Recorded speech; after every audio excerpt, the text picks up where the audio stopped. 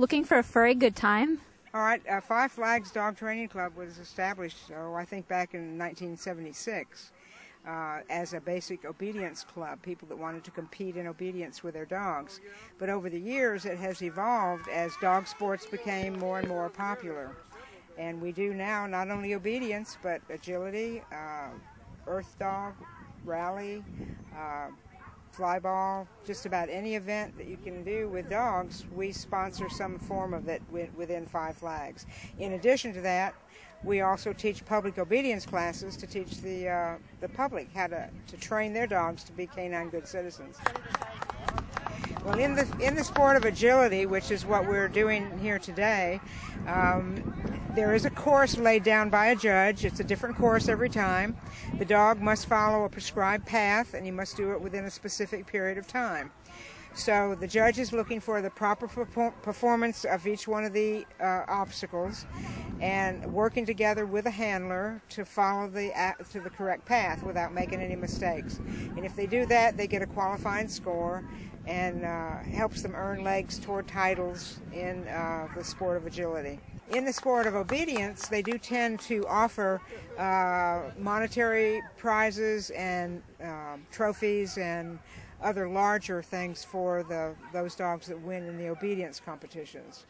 But in agility, we do it mostly because it's so much fun. So if you're interested in joining the Five Flags Dog Training Club here in Pensacola, you can go to their website at www.fiveflagsdogs.com. I'm Elizabeth Carnes, reporting for Nollis News.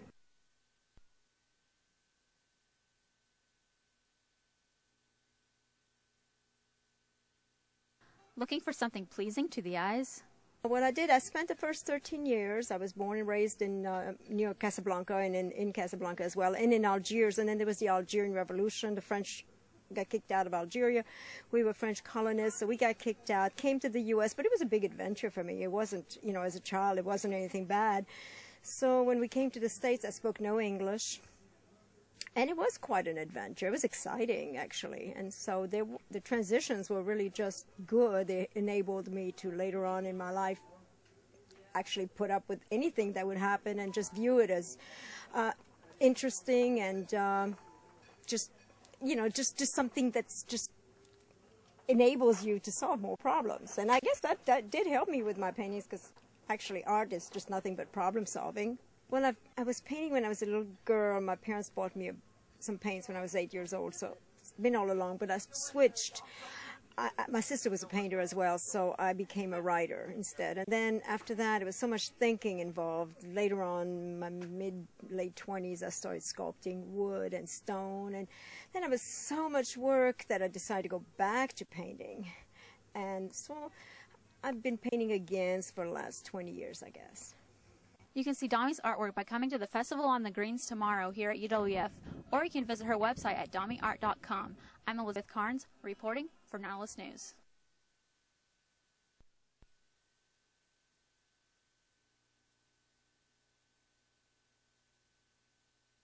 Are you interested in a sport that will tone almost every muscle of your body? Most people think it's mostly lower body or mostly upper body, which it is, but you do use your legs a lot. So, I mean, it really uses your forearms a whole lot. Anybody that climbs the wall for the first time will feel that. The first 2 times up there, they're going to be done because, you're done. It's hard the first 2 times on your forearms, but other than that, it is definitely a full body experience.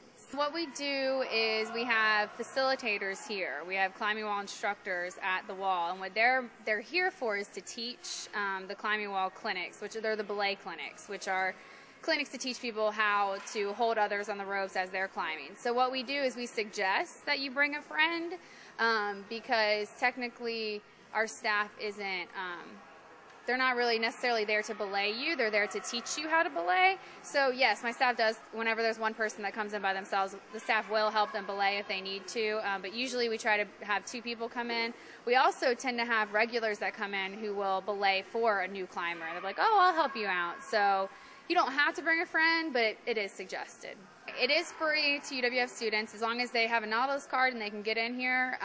It's free to use. However, if they do have a guest that that isn't affiliated with UWF in any way, they do pay a $5 guest fee, which you just pay at the service desk. As long as they come in with the person who is affiliated with UWF, they only pay $5, and then they can come and use it.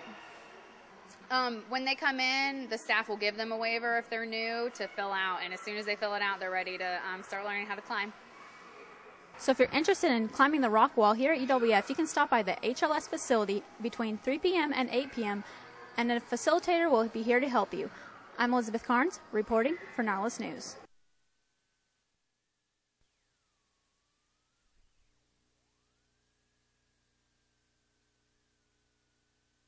Looking for something exciting? This is the third or fourth one that we've had since I've been here pastoring. We've had, I believe this is the fourth one we've had. Well, we trust that they will see our church and enjoy the fellowship with the people here, and that they will come back and be with us in regular services. Oh, they will have some games and different things, but mainly we will serve them hot dogs and cold drinks and things of this nature, and let them eat the eggs while they're here. There may be some little toys put in the egg, but mainly it's just candy. And then we'll put a number in there with a prize in each one. We have five or six different categories, and have a golden egg, what they call, and it's a prize, and whoever gets that egg wins a prize for it. Well, we trust it will affect the parents. They bring their children, and they understand that we have something for their children, and because we do love children and want them to come and enjoy our church. We just have one service on Sunday morning, and Sunday night we'll have a service, but we are beginning revival tomorrow with Reverend Mark Correll. He'll be speaking at 10:30 Sunday morning and 6 o'clock Sunday night, and then 7 o'clock Monday, Tuesday, Wednesday. We trust to have 500 to 600 tomorrow, but we generally run about 350 to 400 on regular Sundays. We're trusting for a good increase.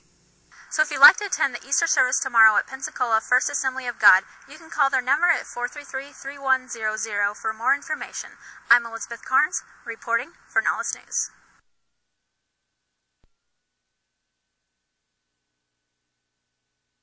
Looking for a hobby that will help your hand and eye coordination? I've been juggling since around 2001. I worked at a movie theater in Tallahassee. It was really slow, and so I just picked up something to do, just something to kill some time, and it happened to be juggling. And then I found out there's a juggling club in Tallahassee, and so it kind of went from there. And I found out all the cool things you could do with juggling, and just the different props you could juggle, and all the possibilities. And that's really what inspired me to start a club outside of Tallahassee. I formed the group in fall of 08. Juggling really, I think, in its most simplest sense, refers to prop manipulation. Just sort of, spinning a pencil on your finger, is juggling. In our club, we mainly stick to the balls and clubs and rings and Diablo or Chinese yo-yo. We do some bounce juggling and unicycle riding. And once a semester we do the Juggle Olympics. It's a real kind of informal, just games we put on. Just have a good time. We do like unicycle joust or Diablo high toss or 5-ball endurance, egg toss. We meet mainly on Fridays from 1 till sort of whenever. We sort of have unofficial meetings on Monday and Wednesday. It's hard for us to make it out on those days, but we're definitely Fridays from 1 till whenever. So if you're interested in joining the juggling club here at UWF, you can contact Jeremy Walker at hylajuggler@yahoo.com. This is Elizabeth Carnes reporting for Nautilus News.